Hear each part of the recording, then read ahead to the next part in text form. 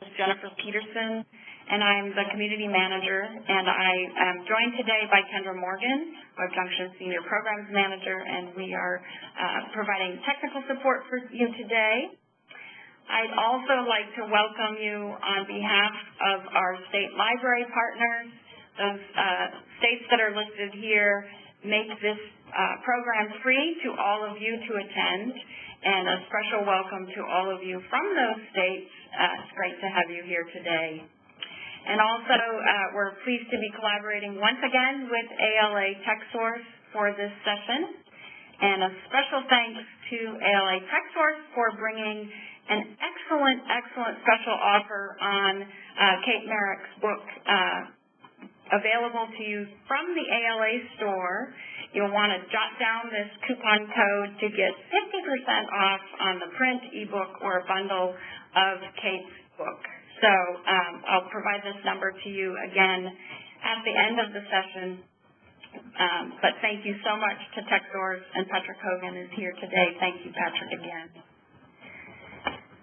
So today's presenters, I'm pleased to be bringing to you all Kate Merrick, who is professor at Dominican University's Graduate School of Library and Information Science and the author of the book you just saw. It's great to have Kate here. And also Chris Ripple, who is head of continuing education at the Central Kansas Library System. And I've had the pleasure of meeting Chris and working with him over the years through Web Junction, Kansas. So welcome to both of you. We're going to go ahead and have Kate get us started. And again, please post your questions or comments to chat and your technical questions to the Q&A panel. Welcome, Kate. Thank you, Jennifer. It's great to be here. I'm really excited to be able to have a chance to talk about this topic. It's really made a difference in my life, and I hope that it will make a difference in yours too, all of you that are listening and that are listening to the archive as well. So just really briefly, I'm going to move through here pretty quickly because I want to have time for questions and answers and conversation at the end of our session today.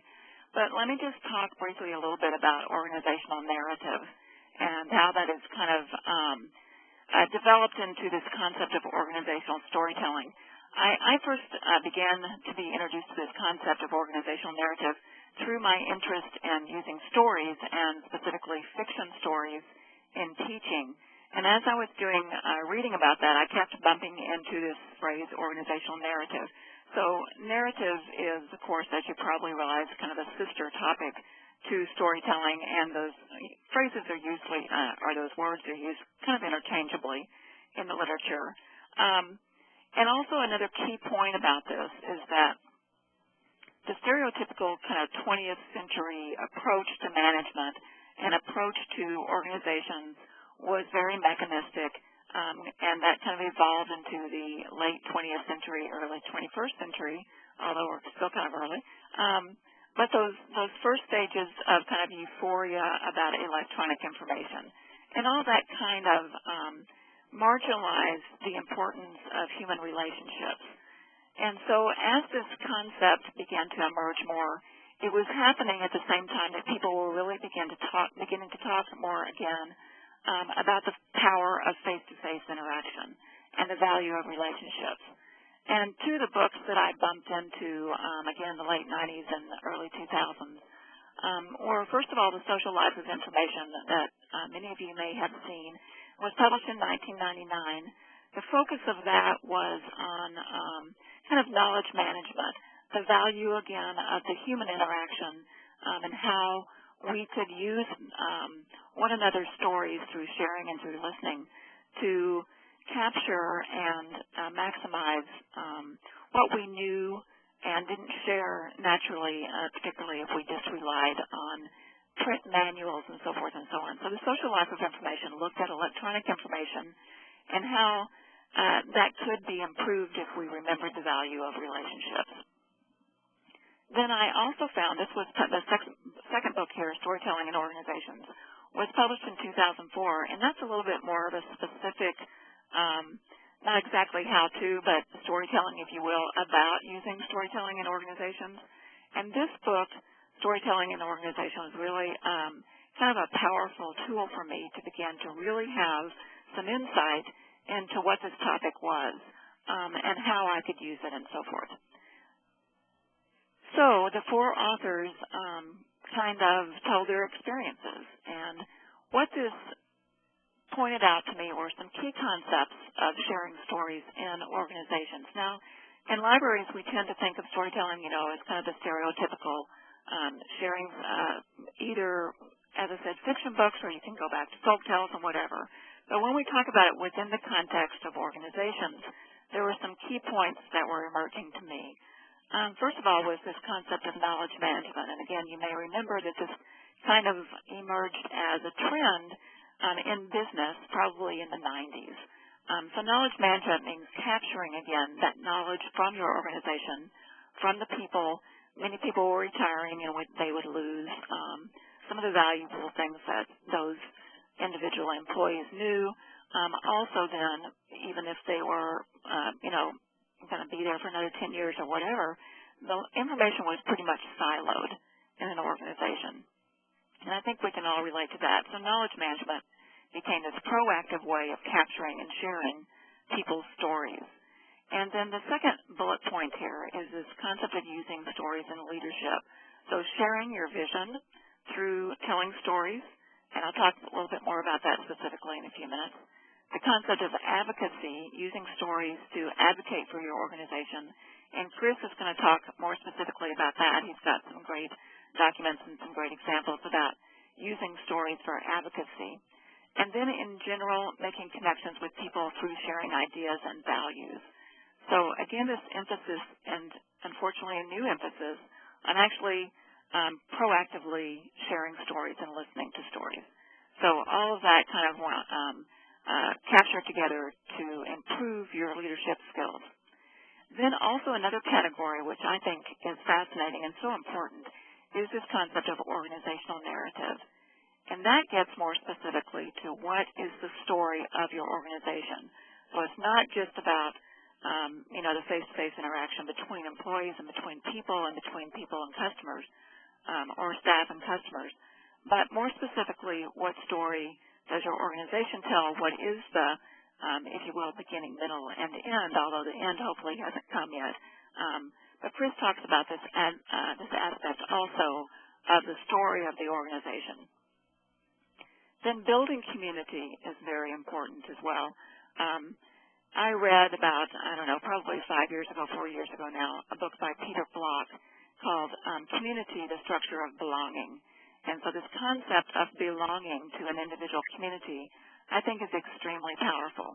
So for us in libraries, this means basically our customers, no matter what kind of library you are, no matter what your community entails, whether it's a physical community or conceptual or both, how do you build ties among your community members? And then finally, using stories to teach, which I think has always been really a part of our understanding of the value of stories, but for this purpose, applying that within the organization. So as I thought about that, I realized and discovered, actually, that there's a lot of information, a lot of conversation in the literature about organizational storytelling, but there was really a gap in what was being offered in the business literature and what was appearing in the library literature. So I developed an interest in actually communicating this within our own profession. So the chapters that I focused on were communicating vision and values, and that again is focused on leadership. But again, remember that leadership takes place at all levels of the organization, so you don't necessarily have to be the boss in order to really be a leader in your organization. So using stories to become that leader or to maximize your work as a leader in the organization. Then using stories to navigate change. We focus so much today on all the changes that are happening in our profession and therefore within our organization. So there's really a lot of exciting literature and research about how people best navigate through change. So there's a key aspect of using stories to facilitate that process. Then, as I said, using stories to build community, which I think is so valuable. As we look at libraries and our some of our key values are to build collections. How can we build collections of community stories? Then developing a skill set. So just some brief comments about how you can get a little bit more comfortable, if you will, with telling stories and listening to stories. So that's kind of where my work headed. So I want to talk to you then a little bit more specifically about the value of stories. So this is actually a piece of duct tape. I hope you can recognize that. Duct tape, of course, is very, very sticky. So we've seen this concept of stickiness kind of pop up in the literature and in some of our conversations. But the point here is that stories stay with us. Stories, if you will, are very sticky. And so one of the things that we want to do, both in advocacy and in leadership and in sharing with the community members and so forth, is to find ways to talk about things that will kind of resonate with and also stick with the members of our community. So I want to give you a brief example from my own life. I'm a Dominican faculty member, and one of the things that we do is we introduce ourselves to new students. And so every semester at orientation, we kind of traipse in as a group and we tell the new students a little bit about our academic background and a little bit about our research, what courses we teach and so forth. And I have always felt like, and I think a lot of us feel like, it's extremely boring. Students don't remember necessarily what you say. So I was trying to find ways to actually use this concept of organizational storytelling in my own life to communicate better when we introduce ourselves and other examples of my own kind of presentations. So this is a picture of my mother and me, and what I began to do was tell a piece of my library story. One of the things that I think pops up in conversation when we talk about sharing pieces of your life with your audience is that people frequently don't feel very comfortable doing that. And I'm certainly in that category. So as I was thinking about introducing myself to new students, I thought, well, one way I could do that is share a piece of my library story. And I was much more comfortable with that kind of concept to begin to share personal stories. So I'm going to tell a story about the Dallas Public Library. So a shout out to any of you who are from Dallas Public Library. Do we have any people from Dallas here today? You can just answer in the chat and take a moment here. But I lived in Dallas, grew up in Dallas until I was until I went away to college. But this is an example with this image here of my mother and myself in our family car. And my favorite story, actually my earliest memory of libraries, is when my mother would take me to the Lakewood branch of the Dallas Public Library, and she would go to the adult section and she would leave me in the children's section. And this image here is about how old I was, so you can imagine it was late 50s, then on into early in the 60s. And it was just a wonderful, wonderful memory because I remember there being an abundance of library materials. I would come away, no limit on the number of things that you can check out, or at least no one ever told me about that. I would come away with a pile of I remember, picture books, and my mother would come get me, and she had her own pile of books in her arms. And we would go and come back again the next week. And so my memory of an early library experience has a lot of dimension to it, obviously spending time with my mother, but also a real sense of abundance in terms of the things that I had access to through the Dallas Public Library. As I grew older, I realized that that sense of abundance was not at all a common experience across the world, maybe in my own state and maybe even in my own community. And so what I used this story for with my students was to communicate how that had evolved for me into a real awareness of and concern for some of the core values of libraries that we have today, things like equity of access and intellectual freedom. So my point in sharing this story with you, in addition to just telling you a little bit more about myself, is that, again, students were much more likely to remember that about me than they were to remember where I went to school, what jobs I had had, and what courses I taught. So I really found that this was a great way for me to communicate more effectively with students. Then another aspect of storytelling that you see in the literature and so forth and so on is that stories touch the heart. So stories are sticky, stories touch the heart. And one of the things that's valuable about this is you hear a lot of times in the literature today about this concept of confirmation bias.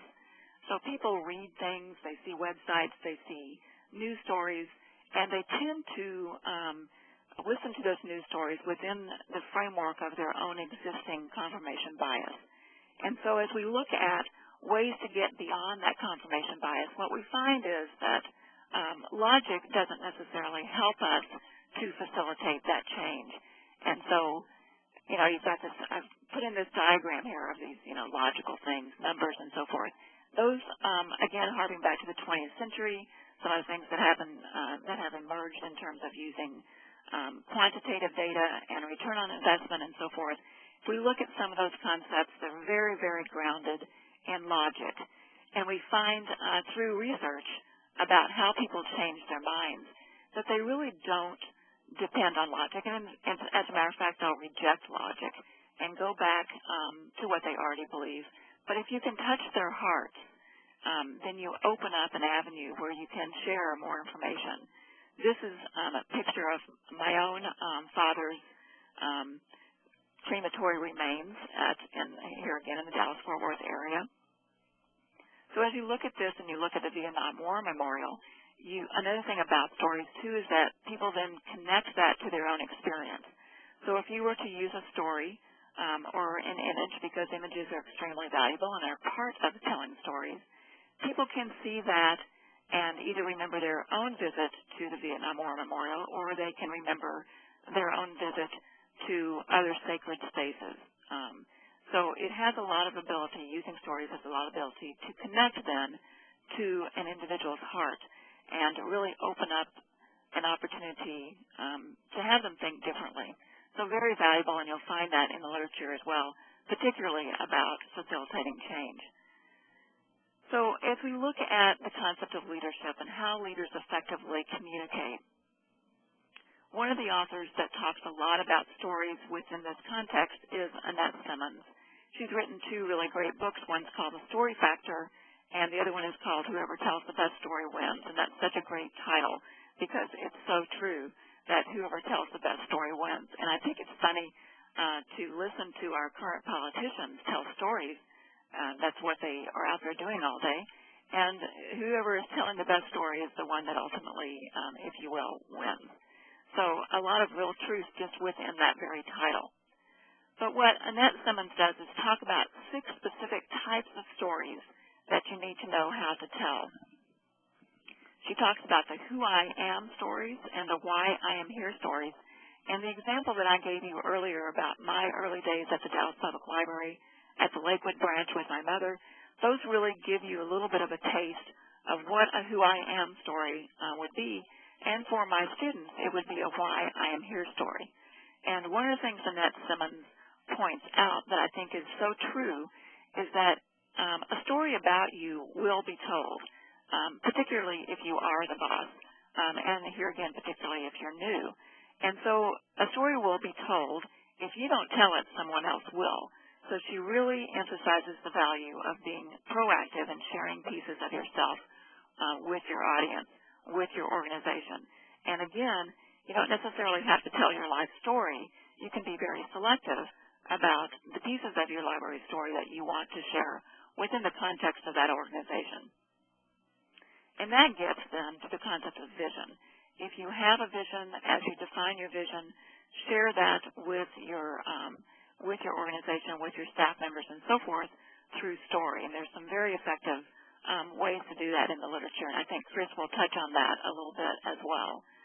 And then teaching stories, again, as a leader or as a person who's leading within the organization, there's so many things that you can talk about within the context of using a specific story. One time I had a mentor who told me this, things like that, that would be considered teaching stories, really begin to communicate values, if you will, about your organization. So then those values and action stories, same kind of thing. it's interesting in the literature, if you read about this, some people really like to tell stories that have a specific moral at the end. So what I learned from that story was, or this can help us realize whatever. And some people like to be a little bit more open about that, don't like to be quite so concrete in talking about a particular moral or lesson from the story. But that, again, has to do with your personal preference. And then I know what you are thinking stories. And so that Annette Simmons talks a little bit about in terms of trying to get into the heads of your audience members so that you can let them know that you are thinking about what they're thinking about and you're really trying to understand their point of view. And indeed, this could be another example of facilitating change. How do you let your organizational members know that some of those things concern you as well? Another really strong aspect of organizational storytelling that I really love is the concept of your organization story itself. And again, Chris will talk about this when he talks about advocacy, because that's one of the key things that we do when we advocate is to talk about our organization. But we don't just talk about our organization outside the organization. We don't just talk about that to the stakeholders, but it's also important to share those pieces of the organizational story within the organization so we all know what our vision is and what our mission is and what our history is. So I love this concept of the sacred bundle. The sacred bundle is something that I came across in a book by Peg Newhouser, and that's in the resource list in the archive section of the webinar. Peg Newhouser relates a story about a Pawnee Indian concept of a physical collection of artifacts that represents key moments of in the events of the lives of a tribe. So by collecting those artifacts and then by saving those and then by taking those out and exploring them together every once in a while, the organization, the tribe, continues to see that history reenacted through different stages of their tribe's life. And how that would relate then to the organization is to really think about what was important to you as a leader, what was important to you as an organization, and how do you carry that forward. So some really, good questions that you could ask as you try to assemble your sacred bundle, or 4 to 5 key events in your library's history. Who are your library's heroes? What key values or characteristics of your library are highlighted in your stories? And how might you select actually those physical artifacts? They could be photographs. They could be actual pieces of brick or whatever from your first building.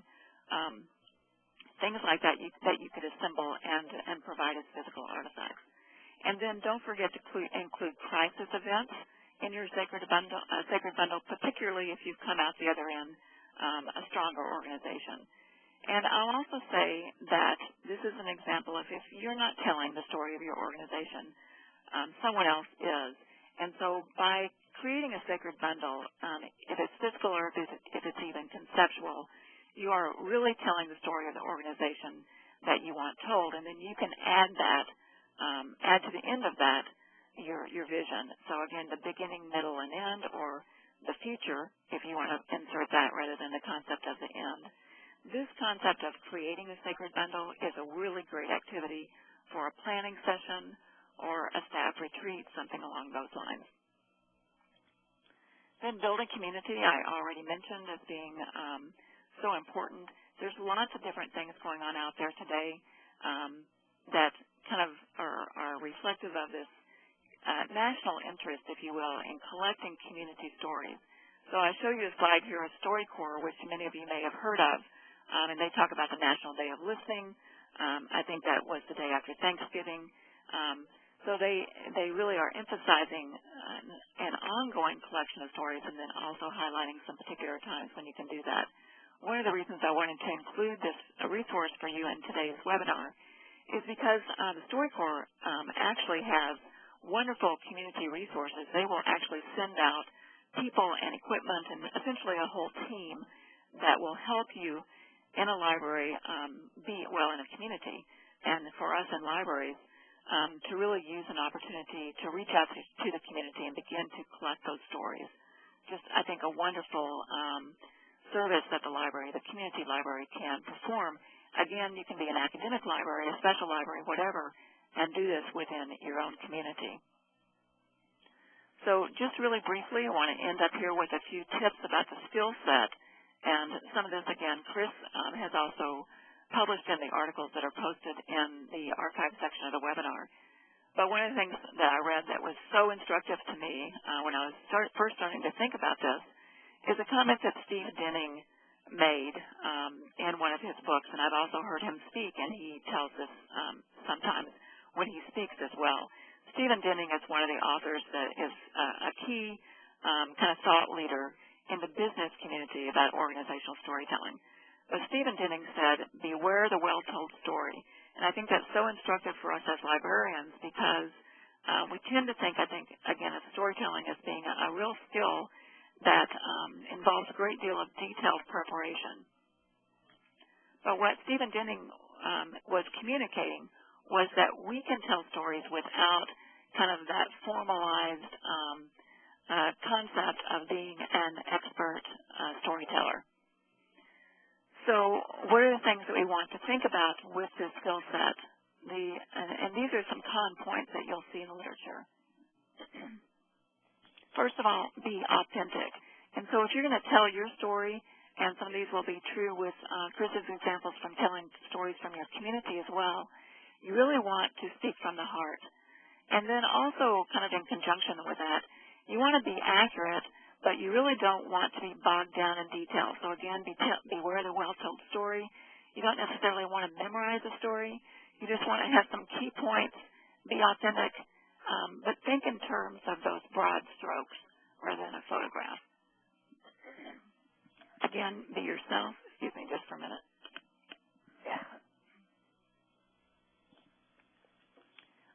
Consider your audience and consider your goals. Be brief and be careful of too much information. Be consistent and on point. And then I want to really emphasize this point of listening. You just can collect many more stories if you listen. And this is a really strong skill set piece of the organizational storytelling. And then also practicing. I can't remember which of the authors that I read talked a little bit about practice by yourself, practice in front of a safe audience, maybe your spouse or your children, some trusted people, and then take your story live. And again, it doesn't have to be the exact same language and story line by line every single time. Think in terms of those broad strokes. Story triggers include images, memories, taking notes, and listening. So again, the images that I showed you earlier, just that picture alone can be a story trigger as you begin to remember things that you want to highlight. You can also think about a time you shine when you really did it well, a time you blew it, maybe a mentor, someone who is really important in your life, a book, a movie, or a current event, and always don't forget to just tell them what happened. And when we think about advocacy, a lot of times just tell them what happened. We can share stories about library patrons, library customers.